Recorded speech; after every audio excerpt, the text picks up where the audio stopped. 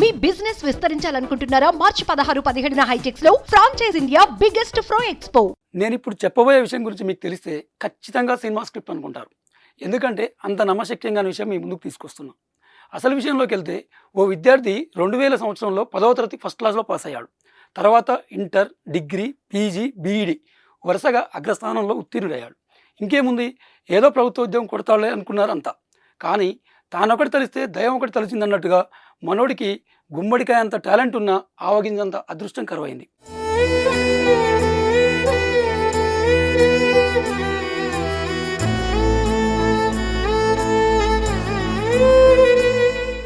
ఏ competitive exam రాసినా 1.5 మార్కుల తేడాతో దగ్గరికి వచ్చిపోయాయి. దీనికి తోడు అగ్రవర్ణానికి చెందిన వ్యక్తి కావడంతో రిజర్వేషన్ కూడా కలిసి రాలేదు. 1 కాదు 2 కాదు, 10ల సంఖ్యలో ప్రభుత్వ జాబులు దగ్గరికి వచ్చి వెళ్ళాయి. అసలే పేద కుటుంబం, పరీక్ష ప్రిపరేషన్ కావాల్సిన డబ్బులు లేకపోవడంతో ప్రైవేట్ టీచర్గా జాయిన్ అయ్యాడు. ప్రభుత్వ ఉద్యోగం రాక మనస్తాపం ఒకవైపు, నేనే ఇంత చదివినా ఉద్యోగం రాలేదు, నేను ఈ విద్యార్థులను న్యాయం చేస్తాననే కుంగుబాటుతనం మరోవైపు. తనను ప్రైవేట్ టీచర్గా కుదురుకోనివ్వలేదు. పూర్తి నిరాశ నిస్పృహకు లోనయ్యాడు. క్రమంగా మద్యానికి బానిసయ్యాడు. బానిస అంటే మామూలు బానిస కాదు, చుక్క లేనిదే క్షణం లేకుండా ఉండేంతగా మారిపోయాడు. ఉన్న ఆస్తినంతా అమ్మాడు. వృద్ధులైన తల్లిదండ్రులు అడ్డు చెప్పలేకపోయారు.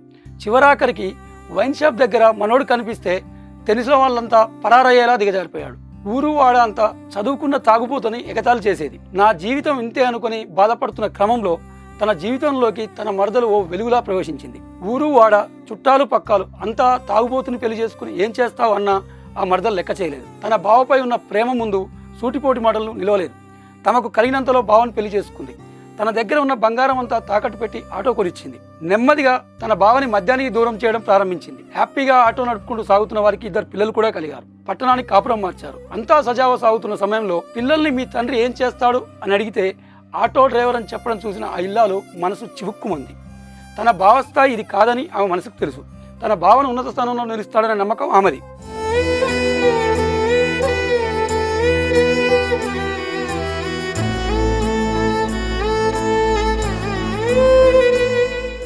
కారు చీకట్లో కాంతి వెలుగుల సరిగ్గా అదే సమయానికి గురుకుల పాఠశాల ఉపాధ్యాయ నియామక నోటిఫికేషన్ వచ్చింది.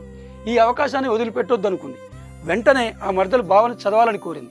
షాక్ అయిన ఆ భర్త ససేమీరా అన్నాడు, మన పరిస్థితులు ఏంటి, రెక్కాడితే కానీ డొక్కాడని బతుకులు మనవి, ఒక పూట ఆటో ఇంటి దగ్గర ఉంటే అవసరాలకు అప్పు చేయాలన్న పరిస్థితి అని కుదరదన్నాడు. కానీ అతడి భార్య వదిలిపెట్టలేదు. మొండిగా వెంటపడింది. భర్త మాత్రం ఈ కాంపిటీషన్ ప్రపంచంలో ఎప్పుడో వదిలేసిన పుస్తకం ఇప్పుడు తెరవలేనన్నాడు. అందుకు ఒప్పుకొని భార్య అతడి ప్రతిభ గురించి రోజూ చెప్తూ చివరాఖరికి ఒప్పించింది. ఇల్లు గడవడం కోసం తాను ప్రైవేట్ టీచర్ అయింది.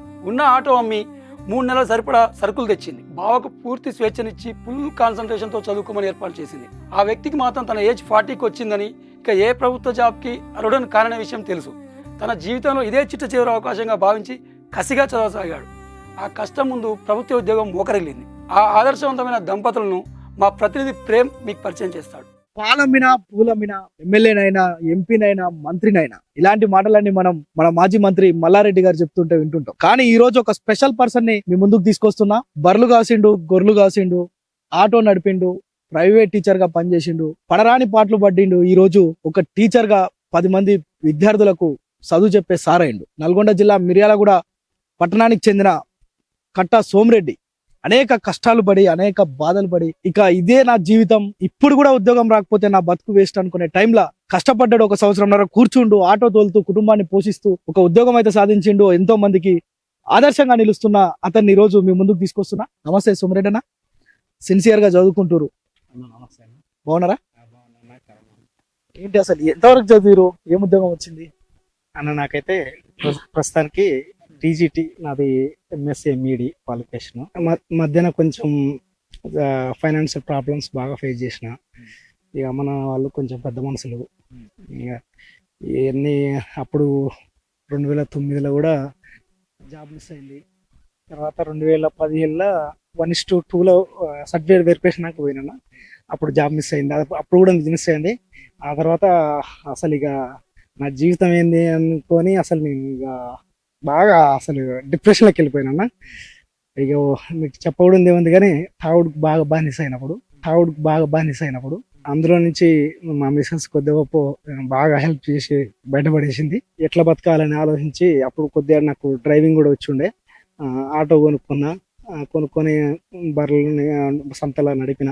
ఇది గొర్రెల సంత ఉంటుంది కదా, కుటుంబం వెళ్తుంది కానీ అసలు ఫ్యూచర్ ఏందనేది భయం అవుతుంది. ఇంత చదువుకొని ఆ పిల్లలు వాళ్ళకు మా డాడీ ఈ చదువుకుండు ఇట్లా చేస్తుండు అన్న ఒక గిల్టీ ఉంటదేమో. నాకు కూడా అనిపించేది, ఇంత చదువుకొని ఇంత తెలివి ఉండి ఆటో తోలడం, డబ్బులు బాగా వచ్చుండే కానీ ఫ్యూచర్ అసలు నేను చిన్నప్పటి నుంచి అనుకున్నదే ఏంది, ఇప్పుడు నేను చేసేది అనేది కొంచెం ఆలోచించుకొని ఆ తర్వాత ఇక ఎట్లా జాబ్ కొట్టాలి ఏమన్నా కానీ ఉన్న ఆటో అమ్మేసిన. ఏ ఇయర్ లో అయిపోయిందన్నా మీ ఎంఎస్సి బీఈడి? ఎంఎస్సి బీఈడి 2010లోనే అయిపోయింది. ఇంత చదువుకొని ఏంది ఈ జీవితం, ఏంది ఇంత అసలు ఇంత తెలివి, ఎంతో మందికి నేను సజెషన్స్ ఇస్తా, ఎంతో మందికి ఇట్లా చేస్తా, నువ్వు అసలు సాధించకపోవడం ఏందని నాకు నేనే మస్తు ఆలోచించుకొని మా మిస్సెస్ తో డిస్కస్ చేసినా కూడా నీకు మస్తు టాలెంట్ ఉంది బావా, ఎందుకు ఇట్లా ఆగంగా బావా, తాగకు, ఇబ్బంది పడకు, నేనుండండి పక్కన అని.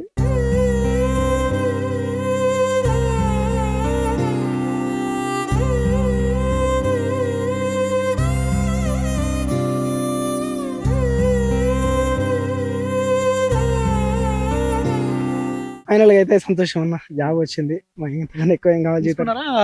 ఆర్డర్స్ తీసుకున్నారా? తీసుకున్నాను. అలాట్మెంట్ ఆర్డర్ ఇచ్చేసారు.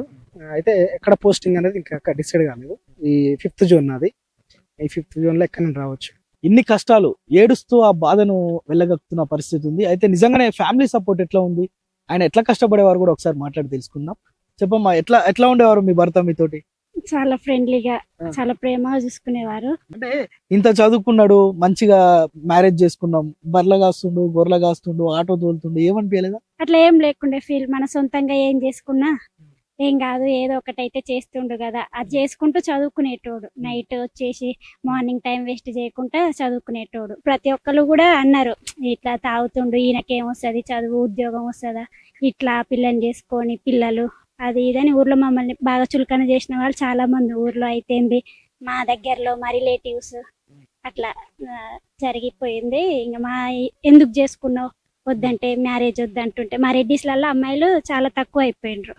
అట్లా ఆ మూమెంట్లో అయిన బావ అని ఇట్లా మంచిగా అనిపించి చేసుకున్నా. అమ్మ కూడా ఇంకా నాకు మేనల్లుడైనా కొడుకైనా తనన్నట్టే ఉంటాడు అని అమ్మ ఇష్టంతో కూడా ఎన్ని మంచి వచ్చినా సరే, మ్యాచెస్ వచ్చినా సరే ఆస్తి ఆలోచించకుండా అమ్మ కూడా మా అల్లుడు నా కొడుకు లాగుంటే చాలు అన్నట్టు అమ్మ కూడా ఇవ్వడం జరిగింది. ఇంక ఇట్లా కాగానే ఇంకా దగ్గర వాళ్ళు ఎందుకు ఇచ్చినావు, ఎందుకు చేసినావు, తాగుబోతేవాడు అని అట్లా చులకన చేయడం జరిగింది.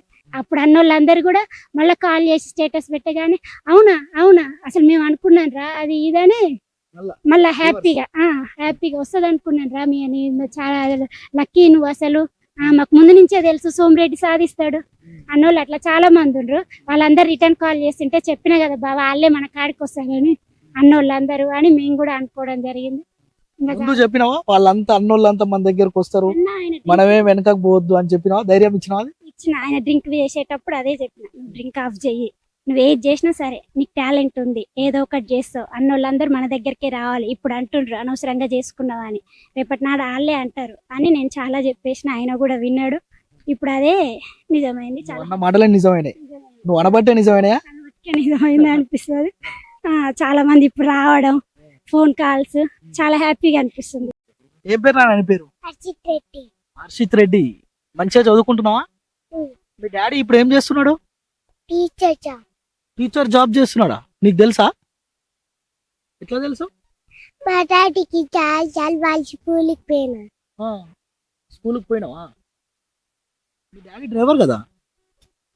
చిన్నప్పుడు డ్రైవర్, పెద్దనంగా టీచర్ జాబ్ చేస్తాడు. Very good. మరి నువ్వేమవుతావు? ఆర్మీ పోలీస్ అవుతావా? దానికి చాలా కష్టపడాలి తెలుసా? కష్టపడతావా? డాడీకి ఉద్యోగం వచ్చింది కదా, హ్యాపీనా? రైట్. ఇది నిజంగా మనం సోమిరెడ్డి ఒక్కడే కాదు, ఇలా గురుకుల టీచర్స్ అయిన వాళ్ళు ఒక్కొక్కరిని కదిలిస్తే ఒక్కొక్క బాధ నిజంగా. అయితే ఇక ఈ జీవితంలో ఉద్యోగం రాదేమో, ఇక అంటే ఇదే ఈ వ్యవసాయము, లేదంటే ఈ గొర్రెలు గాయడం, బర్రెలు గాయడం ఇదే అని డిప్రెషన్ కి లోనైన సందర్భంలో ఒక ధైర్యం ఇచ్చే భార్య పక్కన ఉండి ప్రోత్సహించినప్పుడు నిజంగా ఇప్పుడు ఉద్యోగం సంపాదించిన అని చెప్తుండు సోమిరెడ్డి. ఇది సోమిరెడ్డి గాథ.